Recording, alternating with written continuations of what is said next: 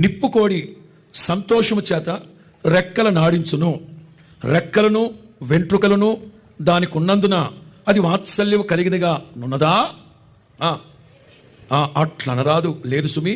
అది నేలను దాని గుట్లను పెట్టును, ధూళిలో వాటిని దేని పాదమైనా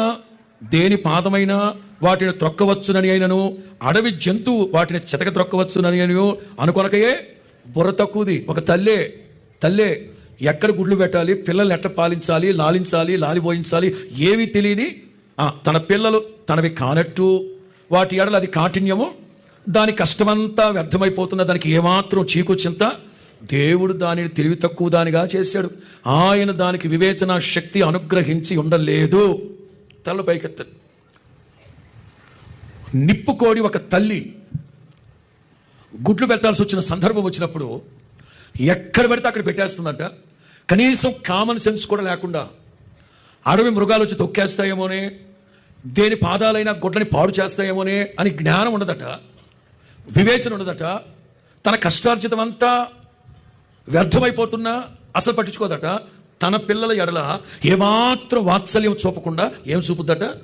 ఇది ఒక తల్లేనా? అందరి తల్లులని నేను అనను.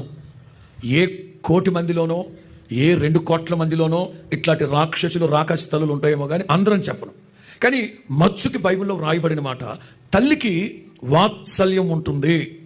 అలాగే దేవుడు కూడా తన ప్రజలు భయోందాలన, భీతి, దిగులు, దుఃఖము, అవమానము ఈ పరిస్థితుల మధ్యలో చిక్కడిపోయినప్పుడు స్పష్టంగా దేవుడు చెప్తున్నారు, నిత్యమైన కృపతో నీకు వాత్సల్యము చూపుదును. స్తోత్రం చెప్పచ్చు గట్టిగా. 2024వ సంవత్సరం వరకు ఎలాగో అలాగా జీవితాన్ని వెళ్ళబుచ్చి వచ్చేసాము అని అనుకుంటున్నాం. ఏ సంవత్సరానికి ఆ సంవత్సరములు జరుగుతూ ఉండగా కార్యాలు నూతన పరిచయం నా తండ్రి 2025 సంవత్సరాది మొదలుకొని సంవత్సర అంతము వరకు వాత్సల్య పూర్ణుడుగా మనందరి ఎడల నిత్యమైన కృప చూపునుగాక. ఇవాల్టి వర్తమానం వాత్సల్యము.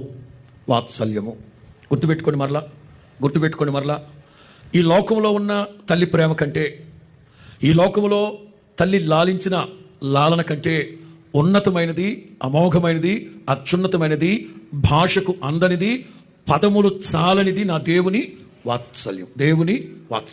క్లుప్తంగా